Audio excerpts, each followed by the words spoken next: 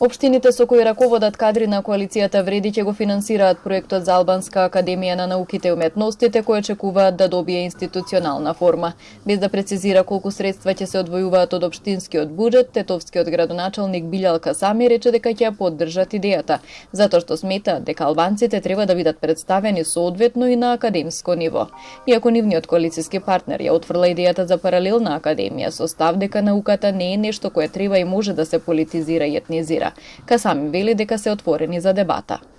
Сигурно дека го почитуваме ставот на нашиот коалиционен партнер околу овој проект, но исто така сакам да подлечам дека ова е многу ќе кажам нормално тоа што порано пред десетина години била реакцијата на политиката за вакви слични проекти. Според членовите на Академското здружение за наука и уметност на албанците, идејата за создавање Албанска академија е поради инертноста на Ману за реформи. Елаборат до владата доставиле и пред повеќе од една година.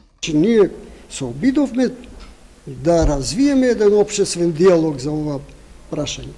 И бараме од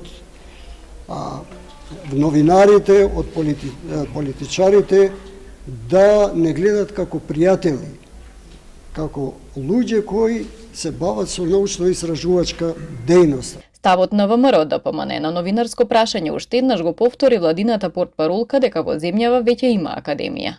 Цениме дека во науката не треба никогаш да се дава никаков примес, освен за тоа како да се унапреди. Во Македонија има таква институција која што е наречена МАН. Средбата на градоначалниците на Тетово, Гостивар, Желино и Чаир со членовите на здруженијето се одржа во Тетово, каде треба да биде и седиштето на академијата.